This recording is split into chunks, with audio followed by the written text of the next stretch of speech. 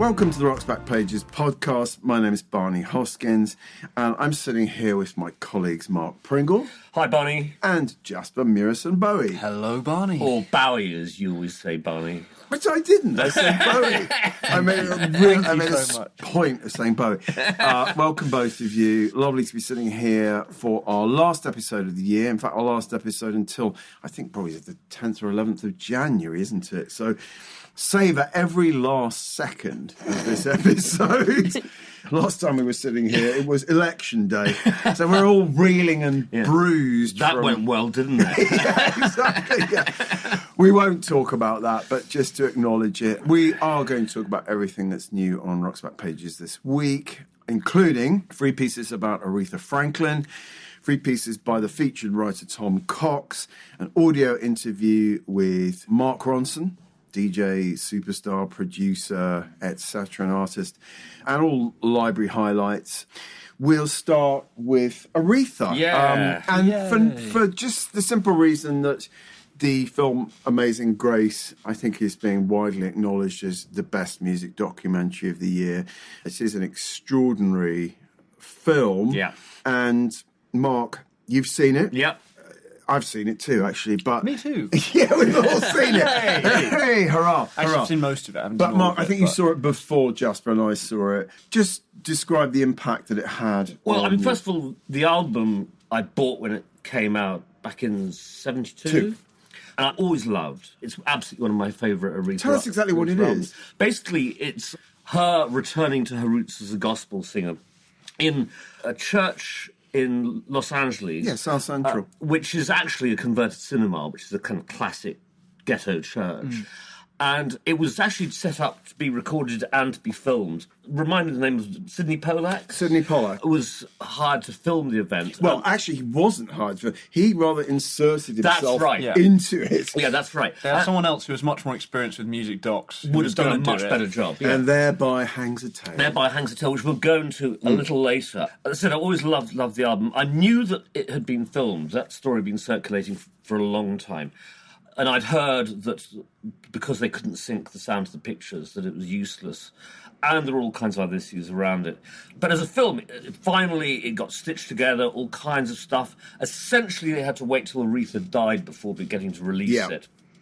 Her caution, partly apparently she was demanding a lot of money, but I also feel, looking at the film, is that she saw an aspect of herself and her family that she was uncomfortable looking at, which is the way... One of the really striking things is that her father, his girlfriend, Clara Ward, the great gospel singer, and someone who I think is her brother, come in the second evening, shot over 2 nights, they come marching down through the church and kind of lapping up the attention on them, and they sit right in front, and they're constantly giving each other high fives and all sort of stuff.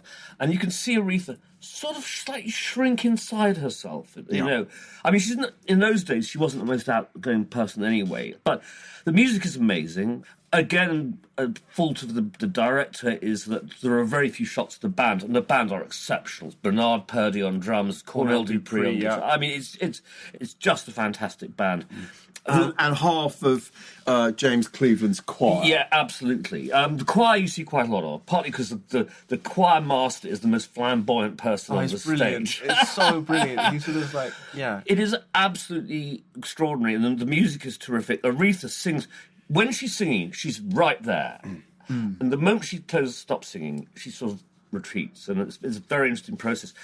There's one moment when she's sitting at the piano, was it Never Grow Old, that she's playing? Yes. Yeah, because you don't see a lot of her at the piano when she first comes on. That's right. Basically, James Cleveland, who actually sort of taught her as a child to play piano. In Detroit, in her father's church. That's right.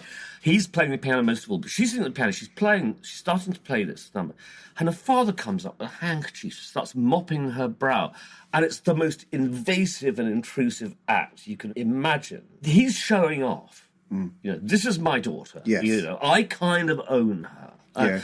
And I may be reading far too much into it, but having heard about how difficult their relationship was in many respects and everything, I couldn't help but read some of the stuff into what I was seeing. But the music is just fantastic. Hair-raisingly, spine-chillingly. Yeah. She is extraordinary, Yeah. isn't she?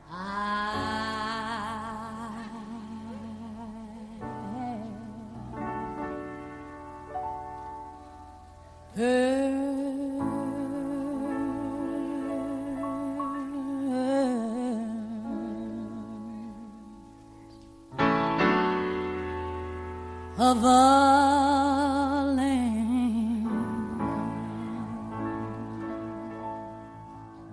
I mean, I saw a screening of it about 5 weeks Oh, this or is so interesting. ago. Yeah. So Joe Boyd, the legendary Joe Boyd, you know, who has had fingers in so many pies. Zelig. Joe I mean, he's a Zelig sort of- Boyd, yeah. More than a Zelig, but there is a Zelig-like Yeah. quality to his popping up all over the place, and he was one of the producers of the film right. because he was working at Warner Brothers, and Warner Brothers were interested in bringing movies and music together. Yeah. So he arranged a screening in the Charlotte Street Hotel here in London, as I say, about 5 or 6 weeks ago.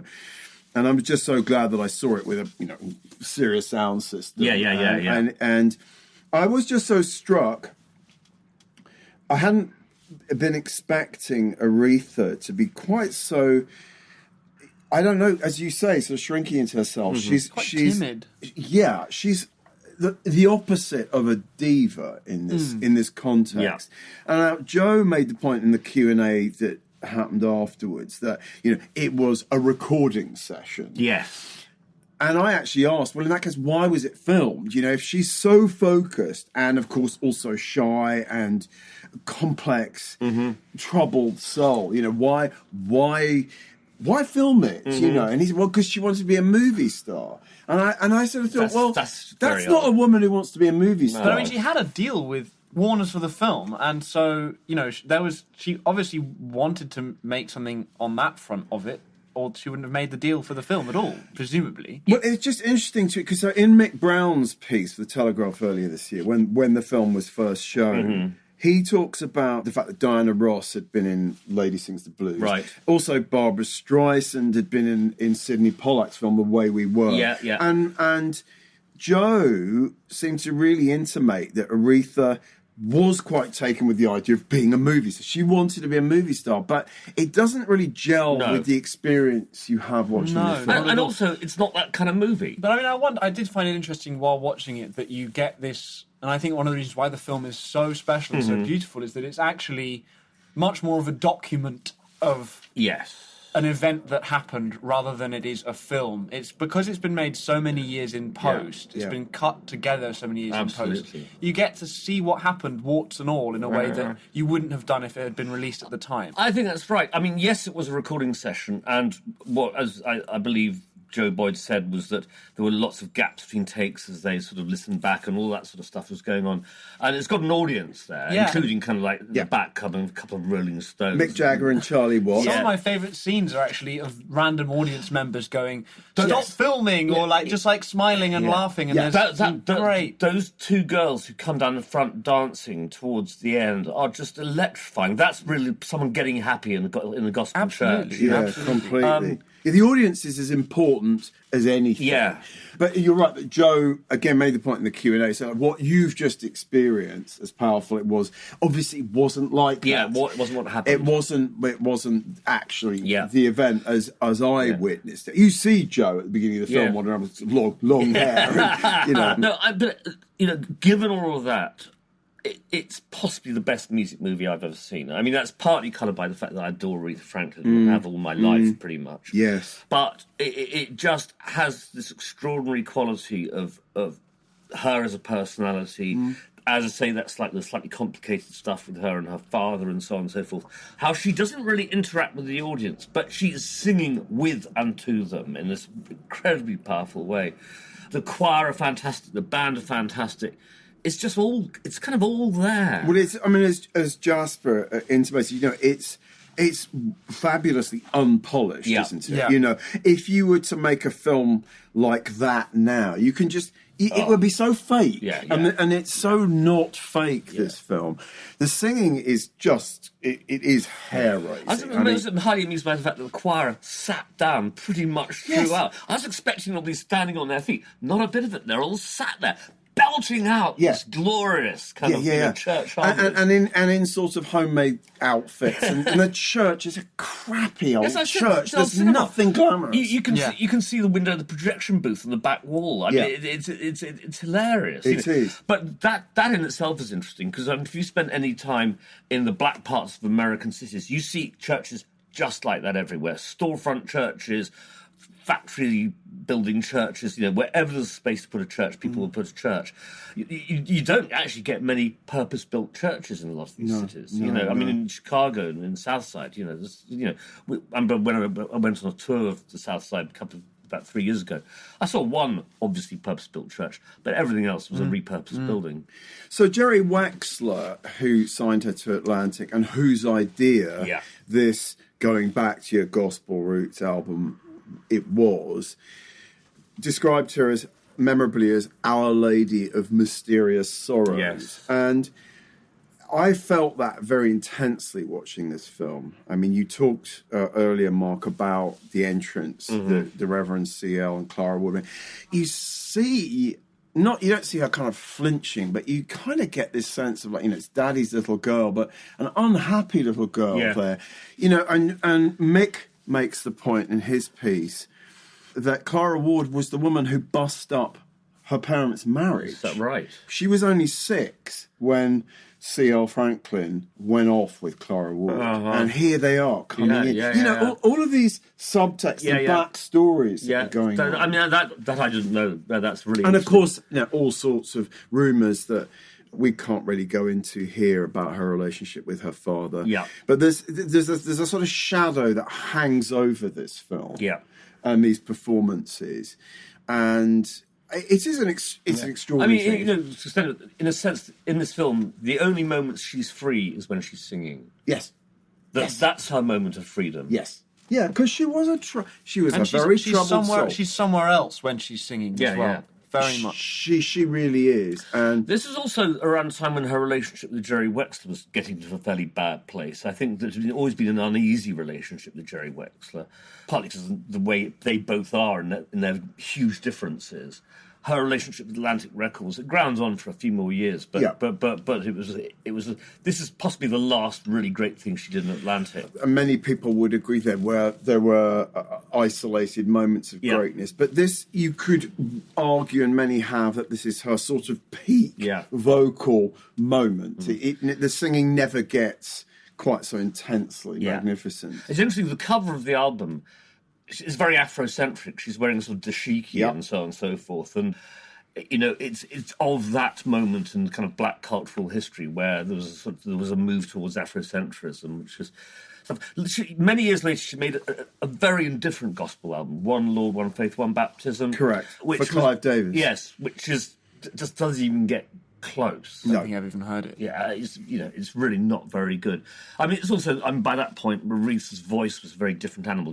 She chain-smoked her way through her entire career, and by the time she hit the late 80s, 90s, she had lost nearly all of her kind of it's much breathier, isn't it? It's a deeper sort of thing. And let's not forget, as you rightly said, Mark, the album itself, this double album, is worth having anyway, regardless of the film. And the reason the film even got made to begin with is because the producer was obsessed with the album and then heard that this footage existed and then went out looking for it. That's right. Yeah, it's and sort of Mick the sort of circularity in that sense. Exactly. He's lost his shirt doing it, hasn't he? He has, I mean, Joe alluded to this, that it was such a labour of love. It went on for so many years, remortgaged the house 2 or 3 times. The guy's never going to make his money back.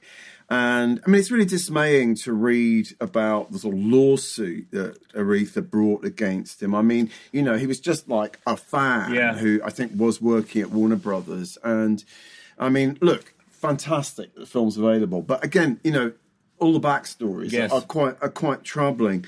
We're also running Ian MacDonald's contemporary review of the Amazing Grace album, and he's just absolutely raving about it. Yeah. One of the most dynamically moving records I've ever heard.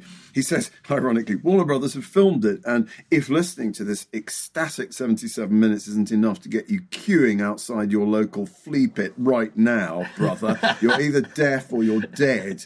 Well, some of the people reading that are dead. yeah.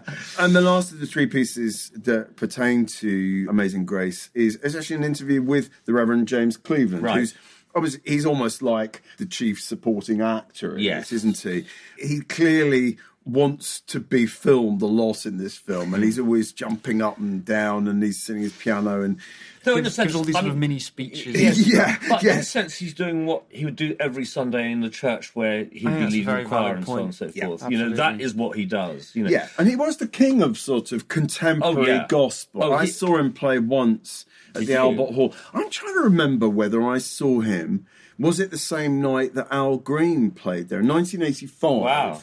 Or was it Cleveland headlining on his own? I mean, I can't say that I was a huge fan of James Cleveland's gospel records. Apart from anything else, he wasn't a great singer. No. I love his piano playing. Yeah, he was a great piano player. Really lovely. He's one of the great Black American pianists. Yeah. If he'd worked in other fields, like if he'd worked in rock and roll in kind of soul music, he'd have been a great soul pianist. Yeah. And in a way, I mean, the fact that he taught Aretha, when you hear Aretha, you're hearing a bit of James Cleveland in there. And she is, I think, a great R&B piano player, not just a good R&B piano player. Well, he says to John Abbey in this Blues and Soul piece from December 72, he said, I used to teach her chords, and that teaching is, I suppose, the basis of her musical style even today. I think that's not just boasting. I agree. And we were talking about it the other day, sort of saying that actually some of her best singing is done when she plays the piano. Yeah. And I think that relationship between her voice and her piano. It's a bit like Nina Simone to me. Yeah. It's like when she first sat down in Muscle Shoals and played grand piano on I Never Loved a Man. Well, that's when Spooner... And Spooner then comes in on the electric piano. Spooner was meant to be playing piano on that. He goes up to Jerry Wexler saying, I'm not playing piano on this session. Fair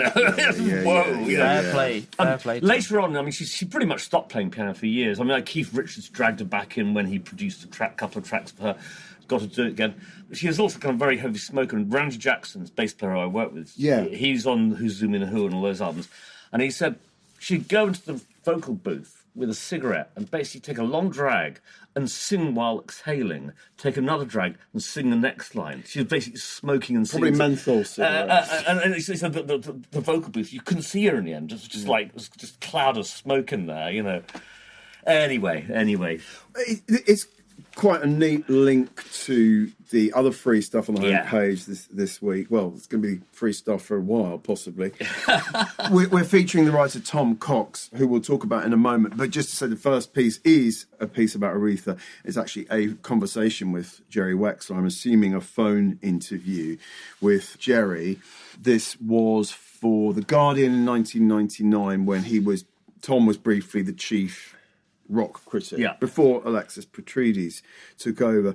So it's really just talking to Jerry about when Aretha first came to Muscle Shoals. We often talk about Muscle Shoals on the podcast for obvious reasons, but it's just an interesting little piece with some interesting Wexler quotes. Yeah. He really goes into, I didn't know this until I read this piece, about the phone call that Jerry got. He was actually at Muscle Shoals when he got a phone call from a gospel DJ called Louise Bishop, calling from Philadelphia, saying that Aretha wanted to arrange a meeting with him. Wow. And he was in the studio with Wilson Pickett, and he had just basically tried to break up a fist fight between Wilson Pickett and Percy Sledge. What? I mean, this is a kind of footnote. It's an aside, but I read it and my eyes popped out of my head. Fantastic. Apparently, Wilson was accusing Percy. Percy had provoked Wilson by suggesting that he was borrowing or nicking licks from Pickett's archenemy James Brown, and Pickett went for him. Pickett had a short fuse, was a notorious... Oh, a very short fuse. But he was a prickly individual. Wicked Pickett, you know. I mean, yeah. And you'd think Percy Sledge would have known that. It was sort of intentionally riling him up. But the thing is, Percy Sledge is one of the most benign appearing individuals you can imagine. Precisely. So, but anyway, to get to the Lovely little vignette. It's a nice little aside. But so essentially, Tom is asking Jerry about what happened that night in Muscle Shoals, because she goes there. He says, I want to record you in the South. I want to take you to this funky little studio in Muscle Shoals. And of course, you know this story that Aretha walks in with her abusive husband, Ted White. Yeah. And it's a room full of honkies. It's a room full of white When in fact, rednecks, basically. when Rick Hall, whose studio and who was kind of sort of co-producing The famed studio. had been asked to provide some black musicians, and he failed to do so. I think that's right, or at least someone got the blame for not putting any other black. I mean, there weren't a lot of black musicians playing But there were sessions horn in the players. area. There were horn black players. horn So players. they record "I Never Loved a Man," and it's her first million seller, and it redefines Aretha, and it redefines soul music. Yeah. You're no good, heartbreaker. You're a liar and you're a cheat. And then they only get a quarter. That's right. Of "Do Right Man, Do Right Woman," "Do Right Woman, Do Right Man," which has been written by Dan Penn and Spooner Oldham up in the office whilst the first track was going down. Yep. And they came down with this thing, and then Dan had to sort of sing a scratch vocal, a demo vocal. This white boy was singing this demo vocal to Aretha Franklin. And at some point in this, one of the white horn players pinches Aretha's arse. Yeah. They'd all been so pleased with the first track they'd recorded that Ted White and Rick Hall hit the bottle, and as they're drinking heavily, they get into a fight. Aretha leaves. She goes back to her hotel, Motel. she motel. Then Wexler's in his motel, gets a phone call at 4 a.m. from Aretha's at a gas station saying, "I've got to get out of this place." Right. And they go back to New York, I'd guess. And Wexler then brings the rhythm section, without letting Rick Hall know, because they were Rick Hall's rhythm section, brings the band up to New York to record more stuff and finish off. Finish up Do Right Woman. And they were staggered because they'd never seen an 8-track recorder before. And what they thought was a piece of shit was suddenly this fabulous song that had been done in the meantime. And then from then on, for a good 3-4 years, those musicians would go up to New York and record Aretha stuff in New York at the Atlantic Studios there. I mean, it's one of the sort of defining moments of soul music, isn't it? I mean, I always think it is tragic in many ways that happened in Muscle Shoals, because the idea of Aretha recording, an entire album or more than one album there would have just been, well, heaven. Yeah, really. but then she made fabulous records in New York, but with those musicians, and also down in Florida. That later, So she did do an album or two down at Criteria Studios, again with a white band, the Dixie Flyers. That's right. And so that kind of coming together, Wexler's idea of bringing black voices and often white musicians together in the South, it was something that he, obviously meant a lot to him. Yeah, I think that's and right. the country elements that went. I mean, Do Right Woman. Yeah. I mean, it's a country song. So, some artists slotted into that perfectly. Wilson Pickett famously says when he first flew to Muscle Shoals, he looked out the plane window and people were picking cotton below, and he Black thought, people were picking cotton. He thought, I'm going back. Get me out of here. But actually, he settled in brilliantly. Yeah. Bobby Womack settled in brilliantly. A lot of them did. And then, of course, you had the Stax to Muscle Shoals crossover. People like the Staple Singers would start out in Stax, but would end up recording at Muscle Shoals and so on and so forth. It was fabulous, and by '69 it was all falling to pieces. It was a 3-4 years. Yeah, I mean, we have talked about Southern Soul on the podcast again, so we won't talk much more about it. But just to say, really, to wrap this up by saying that Amazing Grace is, if you remain unconvinced by all the claims made for Aretha Franklin's genius, or you just simply don't know that much about her, do try to see the Amazing Grace film.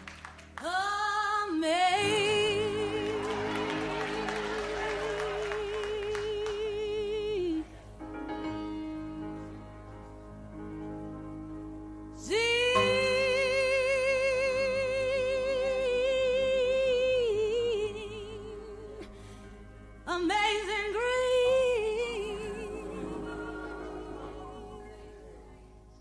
So just briefly on Tom Cox. He's such a good writer, by He's the way. such a funny writer. Yeah. And we've had him on RBP for quite a long time. He no longer does journalism. He's essentially reinvented himself as an author. He's been living in Norfolk for many years, and he writes very funny books about the countryside. Well, I mean, he also he wrote a brilliant book about a sport I despise, about golf, called Nice Jumper, and it's really worth reading. And another very an even better title: Bring Me the Head of Sergio Garcia. And he's written a book about cats called The Good, the Bad and the Furry. He's nothing if not a creator of great titles. But a dynamite music writer. A dynamite music writer. And so in addition to that Wexler piece, there's a piece from the Daily Telegraph, May 2004, about GarageBand. Essentially, GarageBand has just been introduced by Apple. To say that's multi-track recording software. And a sort of entry-level multi-track recording software that came pre-installed on every new Mac. Absolutely. And until they mucked it up in recent years, it was fabulous. It was really, really good. Well, so he puts this in context and says there must be quite a few others like me out there, mostly men around the age of 30 who've accepted that they're never going to play the guitar, but haven't yet come to terms with every implication of this, such as the fact they'll never get to jam with Joe Perry from Aerosmith. This, I suppose, is why those ingenious folks at Apple Mac have invented GarageBand. So he then sets to work making tracks on GarageBand, and he creates one. And his wife overhears this from the kitchen and comes storming in. My wife arrives to see what all the fuss is about. What's this, she asks me.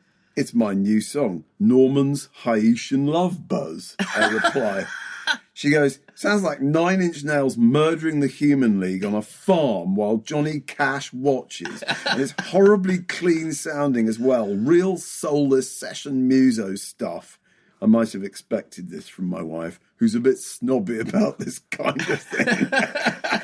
So very funny. Down as well. Brilliant, Yeah. brilliant. Oh, it's great. No, I'm way before Rock's Back Pages. I was a Tom Cox fan. I was always looked for. I went to see a band, the Mighty Imperials, on the basis of his write-up of seeing the Mighty Imperials. There we go. I mean, which is for old cynic like me is pretty rare. That's great. And so the last piece actually talked about how he came to be a music writer, and it is also incredibly funny. He had a fanzine called Words I Might Have Ate.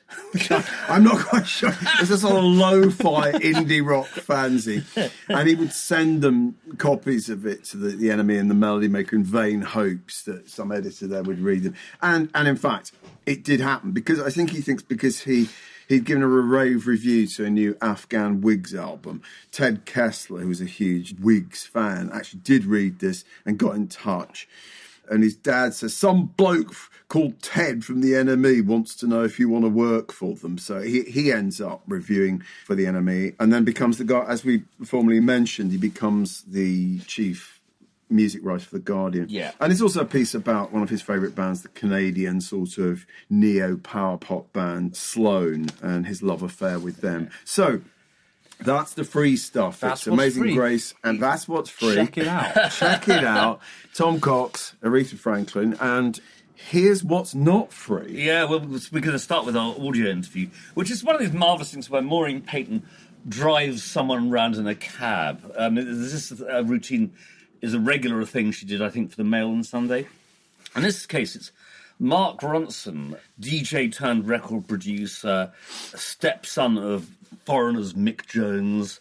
Well, I mean, first of all, let's briefly talk about Mark Ronson. I mean, that he's someone I'm very ambivalent about in that he co-produced. He tends to claim that he produced Back to Black, the Amy Winehouse album. In fact, there was another producer involved. He may have mixed the whole album. I think that's possible. But he did a pretty fantastic job. But it's the artist first, and particularly Amy, who wrote her own stuff, you know. And to his credit, he does sort of say that. Yeah, he does, but he has subsequently rather... Salam Remy has got a bit of a... That's the man. He's been sidelined a little bit. You know, and Mark has rather sort of kind of like lived off this for a bit. Which doesn't say he's an untalented producer. He's a talented producer. Without a doubt. Anyway, so they're driving around his childhood roots, London roots, none of which he can really remember. First of all, Maureen comments on his mid-Atlantic accent, and he's actually very amusing about it. It's like self-deprecating. I really like that. He sort of says that he's worried about getting caught out on either side of it. And talk about how, you know, he'd be with his friends at school, and then he'd ring his mum and suddenly drop into a perfectly English accent, and all his school friends would start mocking him, you know. And then, you know, she asks about his blood father's business, and it sounds like his blood father's a bit of a wide boy, sort of dabbling in this and that. And then he can't find his school. And he rings his dad Yeah. in the middle of this interview. Where was my school again? Yes. Then he sort of talks about then when his mother remarried and he grew up in this rock and roll milieu in New York. I talked about being tucked in bed by Robin Williams of all people. I mean, it's very good. Well, should we hear? Well, and then he talks about how going on tour with Foreigner. And in the States. In the States. And how the headmistress of this school went on the tour with As a him. sort of chaperone. As a sort of chaperone.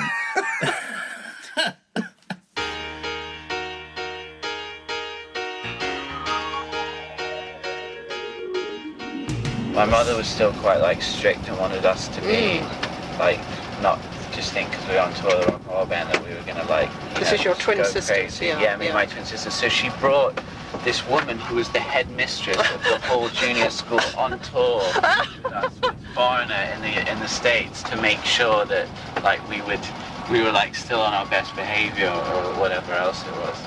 Wow, that must have been exciting for the headmistress. I think so. It was also weird because in school you're not supposed to be cool with the headmistress. So like I remember coming back after that, someone pretending that nothing ever happened. It's like almost like when you like sleep with someone in the workplace and like you both have to pretend like the next day that like nothing ever happened. Like that was the thing. Like, right, well, when we get back to school, it's back to the same dynamic. Okay, I don't like you, you don't like me. Yeah, it's not look her in the eye, yeah. You're as cold as ice. You're willing to sacrifice our love.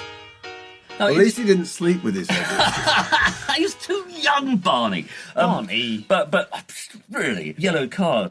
He talks also about how he is always looking to the past for the music that he loves and the way he wants to It's produce very records. much borne out by the records he's produced, even in the years since Back to Black. I mean, Uptown Funk yes. with Bruno Mars is just a straight, 80s funk and I think that's soul, that's absolutely 70s right. soul. I think he has the nostalgia towards the past that a lot of people of his generation have. A past that they didn't actually live through. I mean, he may have heard these records as a child, but he loves the quality of the sound of those sorts of recordings and so on and so forth. Cause Uptown Funk don't give it to you. Cause Uptown Funk don't give it to you. Cause Uptown Funk don't give it to you. Saturday night and we in the spot. Don't believe me, just watch. We'll play a clip later on talking about producing Amy Winehouse specifically and about how she was a tough, determined person who had fixed ideas. This is right, this is wrong. And he talks about also being a DJ. He did his birthday party, Tom Cruise's wedding, which is actually all pretty amusing. His friendship with Sean Lennon. He's quite engaging, isn't he, Barney? Have you listened to I mean, look, I am a fan, slightly reluctantly. I listened to the interview and I sort of thought, what I always think about him is he's a bit of a fraud.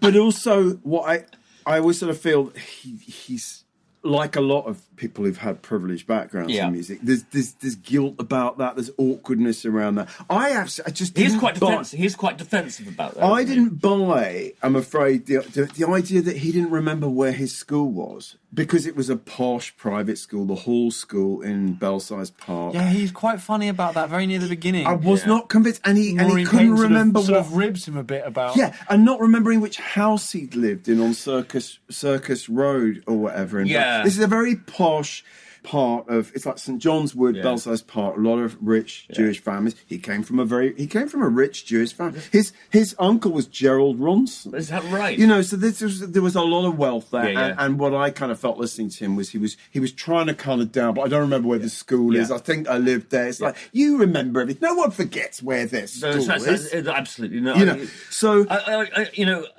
The one nice thing, though, about that was that he says that now he's in London a lot because he works out of London as much as he does out in America, is he's seeing his birth father a lot more and has developed really nice relationships with his half brothers and sisters from that. That's nice. So that was nice. Yeah, I think you get the feeling that he's terrified he's going to be found out at any moment. yeah, exactly. And actually, do you know what? I think his work so this is 2007, the year that Back to Black came out, and of course the year that his second solo album version comes out. So that's what it's promoting. Yeah. I think his work really stands up. There's nothing to be apologetic about. I think he's done really, really good work, including up to this year. I don't think Late Night Feelings, the album that came out this year, is altogether brilliant. But there's some great moments on it. There's a great track with Alicia Keys. And I really loved the track that he did with... he created an act called Silk City and had Dua Lipa singing on this track, Electricity, that came out late last year. I thought it was tremendous. His track with Miley Cyrus on Late Night Feelings is pretty good because it sort of goes back to slightly country-ish. It's actually a very country-sounding song. Yeah. Yes. And it, again, he's sort of looking to pasts of varying forms, and I think he does that very well.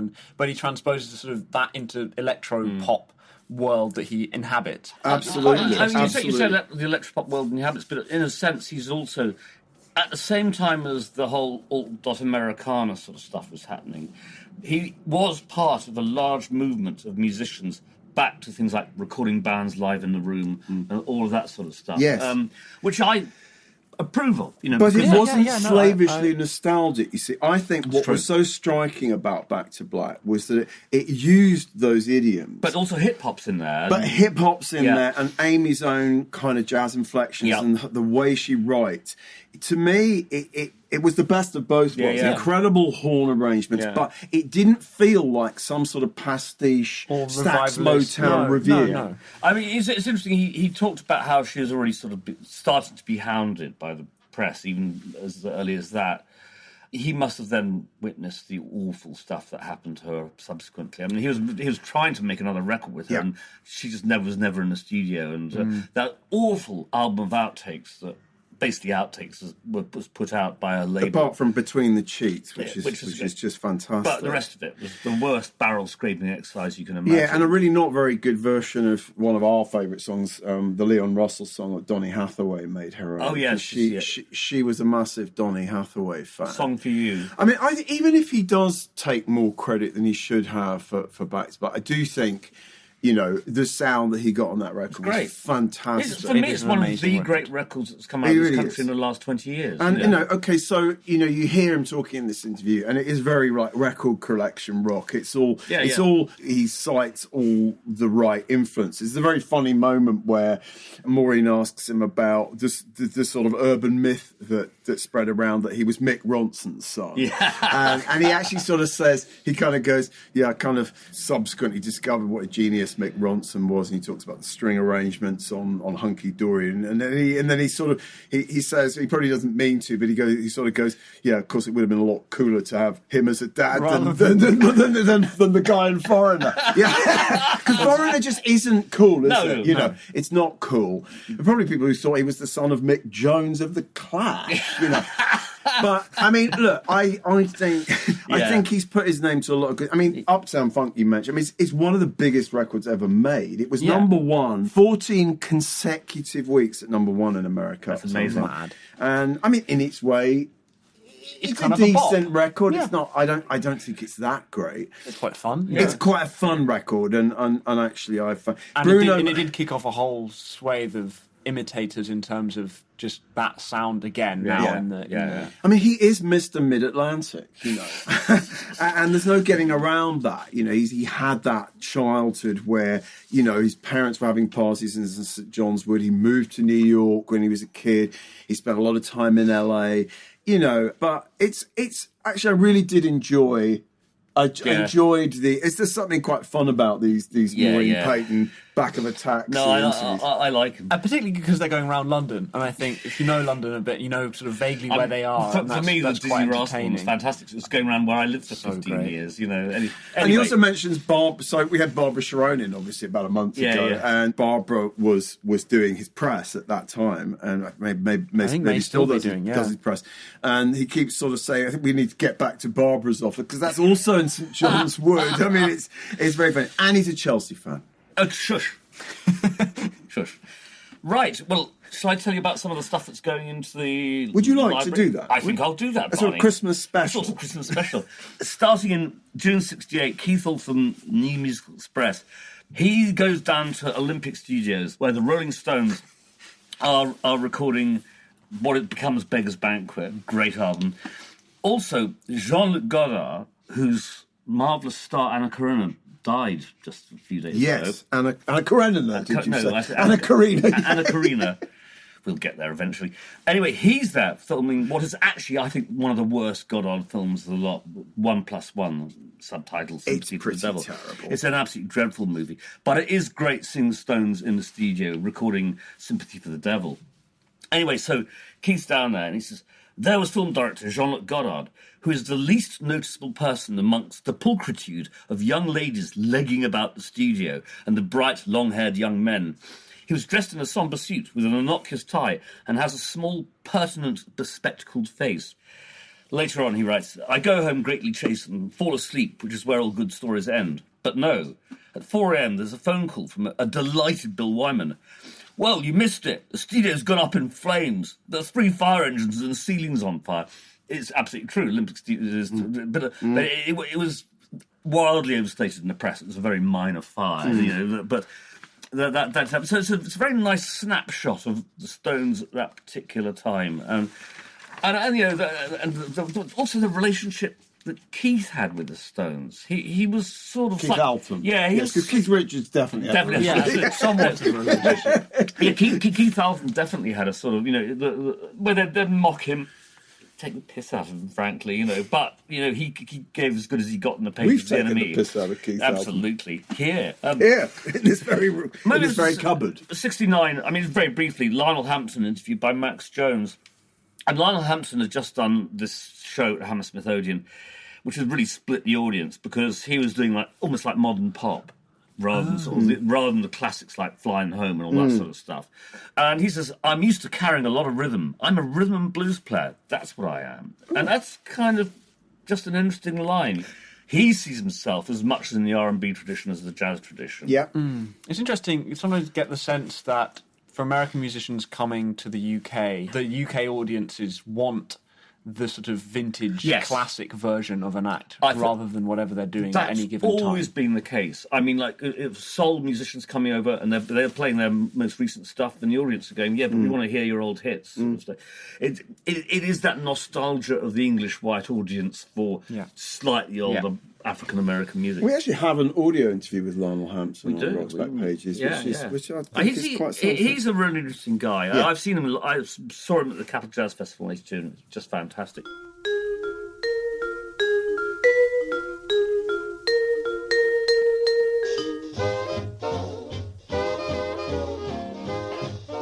Moving on, a year later, Roy Carr for the NME sees Sly and the Family Stone play the Lyceum. Oof, what a gig. Apparently the sound was terrible, the PA was shit, and so on and so forth. But he says, even before the Rhodes came on stage to set up the mountains of equipment, the capacity crowd was at fever pitch. As the tension increased, the all-important question of will he or won't he appear was constantly being asked by everyone, almost as a form of self-assurance. Well, he did, and the impact was tremendous. Now, the context for that is even by 70, Sly was missing shows all the time. Yeah. In America, there would be riots, because Sly would be backstage probably just hoovering up cocaine and not being bothered to go on stage. Later on, Roy writes, indeed, it only took one number to get the entire multitude on their feet.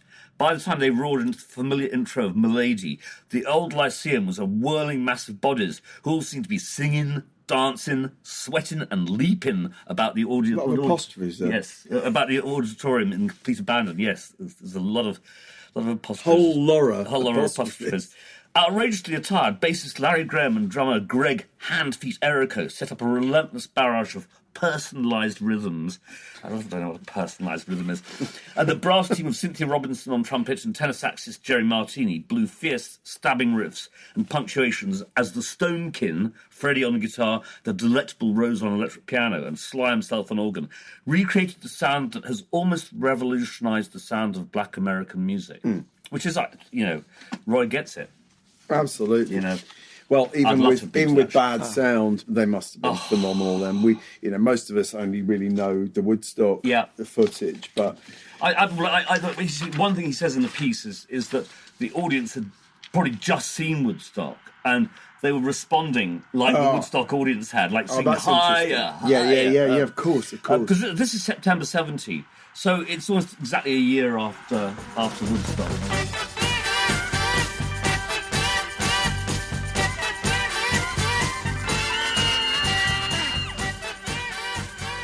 Moving on, Slade, again into Roy Carr, Noddy Holder being interviewed for The Enemy in 1971. Now, this is a really interesting piece. This is when their very first hit was just happening. Yeah. Before this, they'd, under Chaz Chandler's management, had become skinheads for a while. And he talks in this about how they couldn't get gigs because promoters would thought a load of skinheads would come in and smash the place up and all sort of stuff. So being the skinheads really didn't work. They started growing their hair out again. And in fact... And their mutton chops. Their mutton chops. And it became part of the initial glam rock explosion. But Noddy's great. I mean, you've met him, haven't you, Barney? Yeah. I have met Noddy a couple of times at Keith Altham's gathering of writers and musicians, and he is just absolutely delightful. Yeah, I know. Such a lovely person. I've heard this from so many sources. So funny and just, he's great. So anyway, he says, it's bloody stupid. For just because our hair is now a few inches longer, we can get all the gigs we want. The only reason we cut our hair off in the first place was because we wanted to shock everybody. Well, arguably he achieved that, just didn't get gigs. And then he says, me and our mates are just a bunch of ravers. Black Sabbath are the same as us. Black country yobbos. No, I should have done all of that in a black country accent, but I just can't go there. Black country yobbos? Black country yobbos. Yeah, no, yobbos. Yobbos. Yobbos. But it's a very interesting interview. I mean, it's very early in their career as a successful band. I remember seeing a picture of Slade with the braces and the bother boots and the skinheads. Thinking they just looked terrifying. But I also thought they were pretty terrifying when I first saw them on Top of the Pops as a group that had jumped on the glam bandwagon. I mean, they were the bother boys of glam, right down to the just sort of really yobbish misspellings of their lyrics. They were willfully sort of illiterate. Their spelling was Prince before Prince. It's very funny. But they were great. Those early Slade singles were pretty interesting, especially when Jim Lee was playing the violin. They had a real mad quality about them. And also they were mad. And Noddy's voice was very particular. You know. Anyway, and I suppose at this point, Jasper's going to put in their Christmas single and as an insert. Of course, hurrah! Of course. Here we go. Slade, Merry Xmas, everybody. So here it is, Merry Christmas, everybody's having fun. Look to the future now, it's only just begun. A couple of years later, Emerson Lake Palmer's Carl Palmer been interviewed by Carolyn Boucher, and this guy is just... you just feel like punching him. He's got no sort of self-awareness whatsoever. He said, I went to see the Pink Floyd concert the other day, and the day I hit a gong stand and it catches fire, I shall stop playing. Nick Mason can't play drums. You know, I mean... I don't care. I don't care. and then he says... It's just so self-important. Yeah, well, exactly. They sound not funky. ELP were nothing if not self-important. Absolutely. That was the very definite... The princes of prog self-importance. It was the defining aspect of the self-importance. Yeah. He says, they sound not funky. They say that in order to be funky, you have to be black, and that annoys me intensely. You know, it's just like... Just go. And talking of funky black men, Swamp Dogg. It's actually it's not really an interview. I mean, Joe McEwen, great American writer, Joe McEwen, Mr. C. This is an English magazine, Black Music, in '75, and he visits Swamp Dogg. He doesn't really get enough out of Swamp to constitute an interview. But he gets the old thing, like, before I created Swamp Dogg, I would have said what I thought you wanted to hear. And of course I'd be lying. We'd both know it. I think I have a lot of things to say. If people like it, fine. If not, fuck them. Great man. I mean, we love him. Swamp Dogg is one of the great eccentric mavericks of soul, isn't he? Because he did start out in a fairly orthodox form as Little Jerry Williams, and then he made fairly conventional soul singles as Jerry Williams, and then he just created this sort of alter ego, Swamp Dogg, and made these mad records that are kind of they're like kind of almost like black rock in places. Total Destruction to Your Mind, for example. None of them did very well. But the thing is, he had had a very successful career as a writer and producer for other people, so he was actually filthy rich, and he would. You think he was actually wealthy? Oh yeah. I mean, Joe McEwen describes his kind of lavish. Does he? Because he had been he had really good publishing credits on a whole bunch of stuff. He was under contract at Atlantic, I think as a staff writer, and made some records for Atlantic. But he really made his money as a producer and as a songwriter. And he talked about going to visit the record companies who were failing to deliver his records. Yeah. And they would treat him like a failure. He even describes himself as a failure. Yeah. He said, then I'd get in my gold Rolls-Royce Eldorado and drive away. You know, something like Cadillac Eldorado. And, you know, I like the idea of a Rolls-Royce Eldorado. That's the bar. I'm just imagining that now. As a souped-up kind of pimpmobile. Front half Rolls-Royce, back half Eldorado. Somebody designed that now. Anyway, it's a big profile, basically, kind of retrospective profile, coming right up to 1975, the present day. And Barney, you and I have a lot of time. Joe McEwen, a really important guy, actually, both as a writer and as a music executive. And he put together these fantastic three-volume anthologies called Lost Soul, volumes 1, 2, and 3. Music from the 70s that was released on like Epic and Columbia. They're just brilliant. And he's one of the kind of, I think Peter Granick would call him one of his kind of mentors, one of his like advisors. He draws a lot on Mr. C's tastes. I mean, it's not lengthy stuff, but some very good stuff in the Village Voice from the mid-70s that he wrote. He was great profiles. Yeah.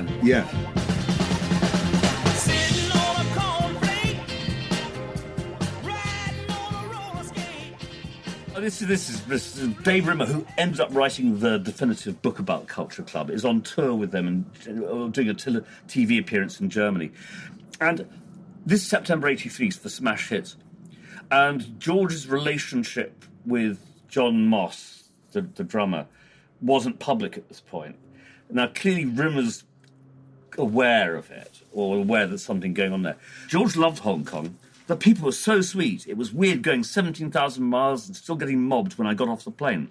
It was 7:30 in the morning. I had no makeup on. I looked like a potato, he laughs. And the paper still said I was heavily made up. I looked like a pig. In fact, I looked like two pigs. No, you didn't, John replies softly. It's really sweet. It's good, isn't it? It's Stephen Daly interviewing De La Soul, as Amy Linden corrected me. De La Soul. Yeah, for Blitz in 1991. And this is when De La Soul Is Dead had just come out, which is their second album. A good couple of years after their 3 Feet High and Rising. 3 Feet High and Rising. And as an album, it's a complete sort of rejection of 3 Feet High and Rising. It's a very, very different beast. Yeah. They've been having a tough time. They'd gone on tour with LL Cool J and been kicked off the tour because of fights breaking out in the dressing room and things. And there's a reason for that, is that a lot of these young toughs going to hip-hop shows at that time looked at De La Soul and thought all this flowers, pansy stuff, Daisy Age stuff, that they're going to be easy marks. And so they'd be going to the dressing room and threatening them, and De La Soul would fight back and kick their asses. Punk little kids going around thinking that just because we got daisies in our video, we're soft. So they start trouble with us and we kick their ass. That's Trugoy. So I mean, it's quite a down interview. They are trying to kind of find their place back in the hip-hop world after this enormous success of their first record. They've stayed together pretty much ever since, haven't they? They're still doing stuff. Their most recent album is actually just great. It's just a great album. So. But it's a struggle. It's back in those days, you could go to a party and just get on the mic, but now it's basically just work and rules. It's a band really kind of going through that sort of difficult stretch that a lot of bands do. Yeah. Lastly, Simon Price interviewing Pavement. It's a very funny interview. But this is kind of a good point that Stephen Malkmus makes. He says, 80s sounded reverby and big. Distortion is the reverb of the 90s, the prevailing cliche. In 10 years' time, people will go, ugh, hear that? And it's a very good point. The prevailing sound of the 90s was the post-grunge distorted guitar, in the same way as the prevailing sound of the 80s was the Lexicon reverb and the SSL desk and so on and so forth. Everything just drowning in so either. That's my lot. How about you, Jasper? I'm going to go on to not that much further, but 2001, Björk. And this is a fabulous Björk interview with David Toop, who was our guest quite recently in The Wire in September 2001. And this is a really long, it's like 5,000 plus word piece and report on going to Iceland, and it's a really, really great piece. I would highly recommend taking the time to read it because Toop's writing is wonderful and it's fascinating. Yeah.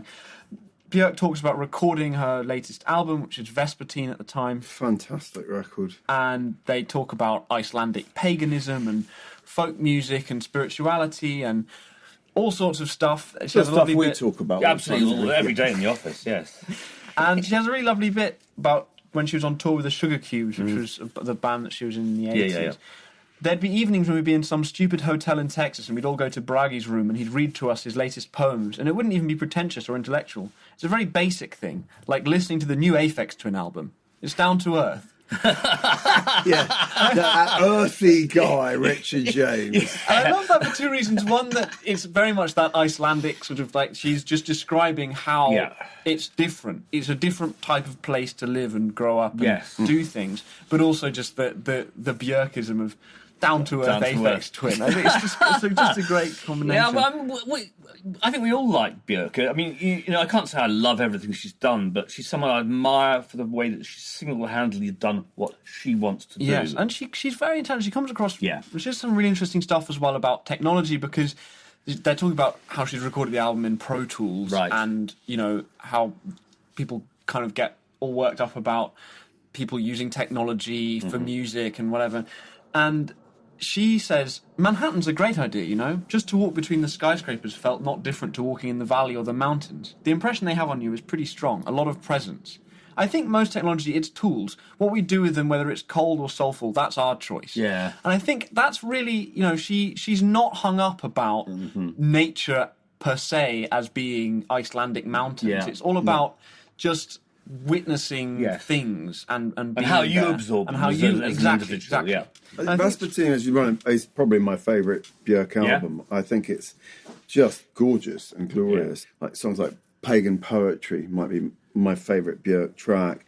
I think what she does and with her collaborators on that electronically is really out of this world. I think she's a thoroughly good thing. I agree. Björk. She's just a sort of force of nature and a wonderful singer. And I've seen her live 2 or 3 times. She's just a sort of explosive presence, I think. There's pagan poetry.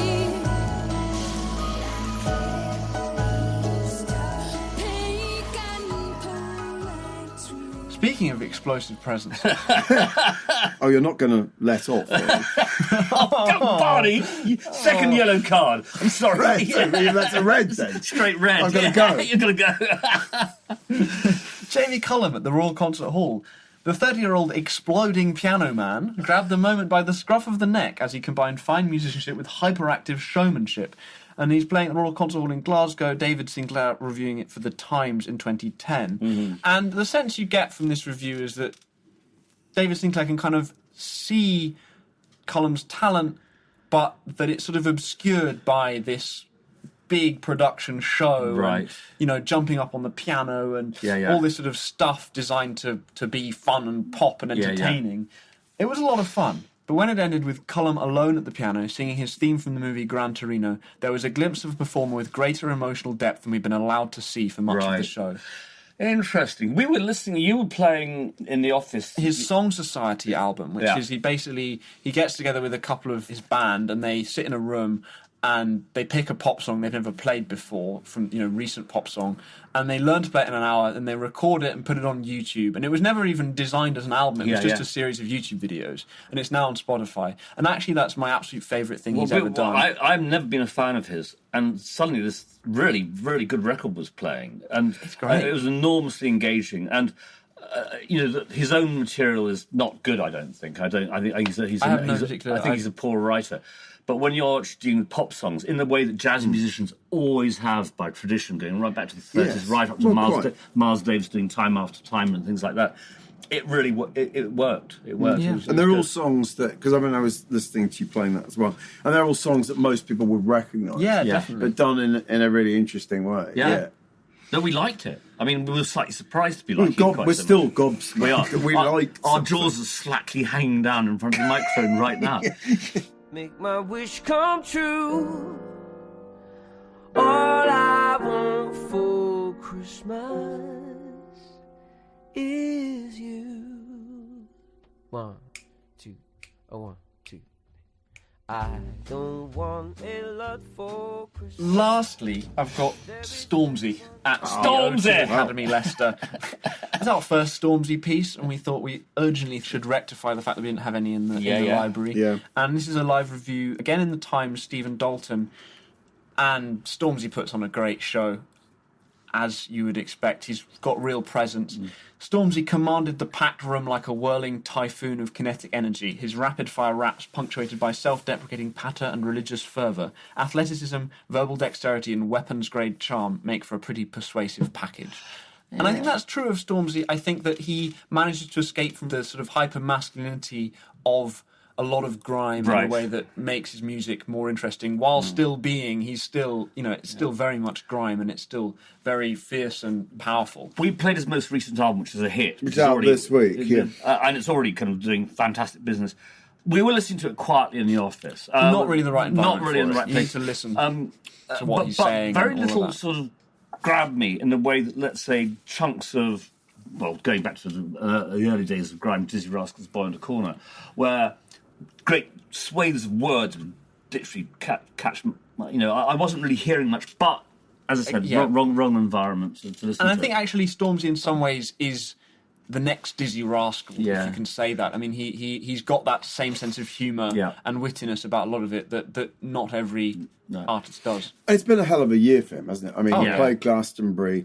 He wore that extraordinary, bulletproof Union Jack vest thing.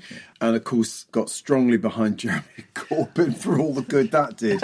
But he's a huge star.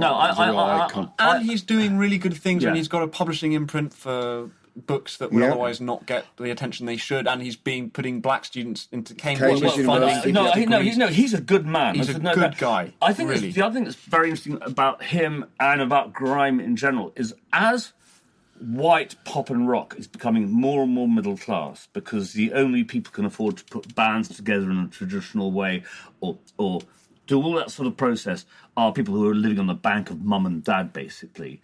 The one area where people from genuinely deprived and difficult backgrounds, which is basically the inner city Afro-Caribbean and Afro-Asian communities, are really doing stuff. And it's because they can make records on their laptops. And you're spot on, because this show, it was him and a guy on a laptop. That was it. Yeah. And I think it's, the fact that he managed to command the pack room, quote unquote, is, remarkable. That's a testament to his charm grime and character. isn't for people like, well, certainly Barney and myself. Speak for yourself. Well, I'm speaking. I wake up to the sound of grime, and I have my cornflakes. That's a lie, and I'm speaking. And I'm speaking for you.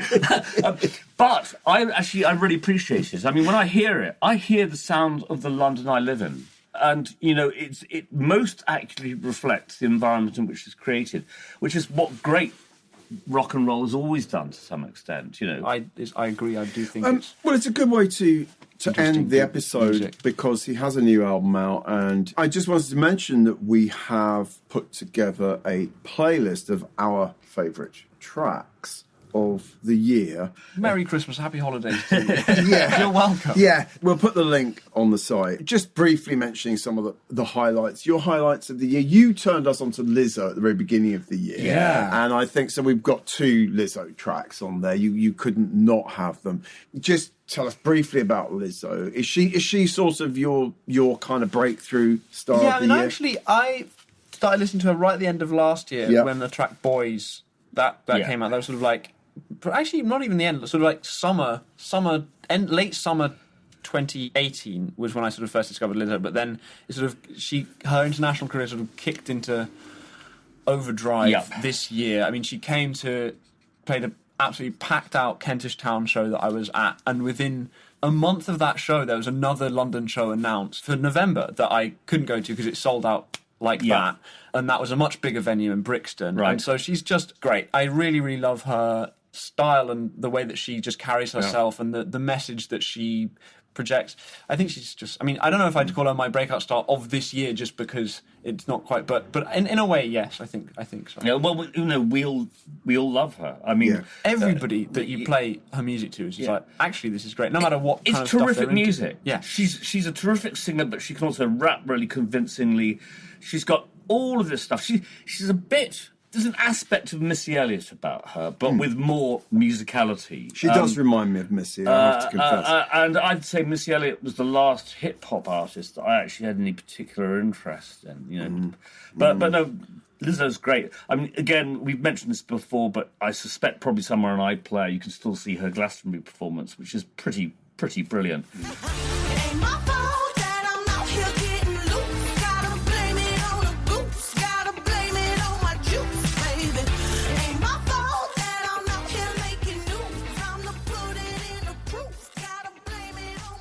Well, there's some other good stuff on the playlist, including your beloved Foals.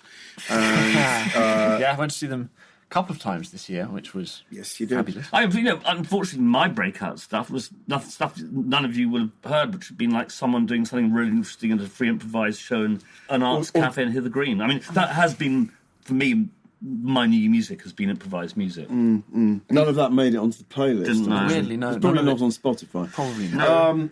Probably not. Before we wish you all a very Merry Christmas, Jasper is going to just tell us something about Pantheon. Yeah, we've got a little bit of news. We're very happy to announce that we're joining the Pantheon Podcast Network, which is a group of podcasts on music. They're all music podcasts. It includes Rock and Roll Archaeology. It includes Pamela Des-Barres' Pajama Party. There's the great heavy metal writer Martin Popoff has a podcast on there. So it's basically just podcasts for music lovers of all kinds, and we're now part of that network. So you'll occasionally hear promotions for other shows on that network, and you know, hopefully we'll have some listeners of those shows come and listen to our podcast. So that should be fun, and it's very much a like-minded set of podcasts, so do go and check it out, the Pantheon Podcast Network. So yeah, that's a little announcement on our side. Great, thanks, Jasper. So we're going to go out with a last clip from Mark Ronson, where he talks about producing Amy.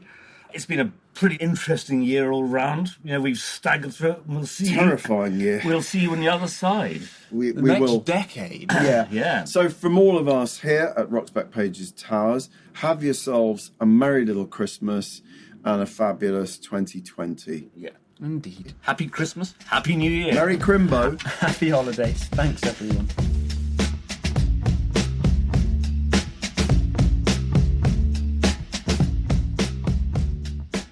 Is Amy in any way a diva? Because the way that this amazing eye makeup and so on, she kind of looks diva-like. She just knows what she wants, and it's actually kind of refreshing, because in the studio, you know, everyone's walking around on sort of eggshells a lot of the time when they're talking, being all diplomatic, because they're talking. Somebody says like, "Hey, I wrote this. Do you like it?" If you say no, you're saying no, because you're basically someone saying, "These are my feelings," and you're going, "No, that's shit." Yeah. So a lot of the time you waste all this time like going like, "Oh, maybe it's good, maybe we can fix that," and you spend 8 hours trying to fix something that you didn't like in the first place. Whereas Amy is just like, just really brutally honest in the studio. I remember the first time I played her something that she didn't like, and I was like, "What do you think of this?" It was just like a little idea I had for the start of a song, and she goes, "No, I don't like it." And at first I was like, "Oh, like, that hurts, but what about if I change this?" She was like, "Nah, I don't like it." And I was like, "Well, what part don't you like?" She's like, "I don't know, just don't like it." And that was it, and it was over, and it was great. And like for 2 seconds you have that little pang of like, whatever, but then you end up saving so much time and you just on to the next thing. Yeah, sure. I told you I was trouble. Yeah, you know that I'm That was Mark Ronson in conversation with Maureen Paton in 2007, concluding this week's Rock's Back Pages podcast. The hosts are Barney Hoskins and Mark Pringle, and it was co-hosted and produced by Jasper, Muris and Bowie. For a list of articles discussed and full show notes, please visit rocksbackpages.com/podcast. You can find thousands of articles, as well as hundreds of full-length audio interviews at rocksbackpages.com. Happy holidays. If Daddy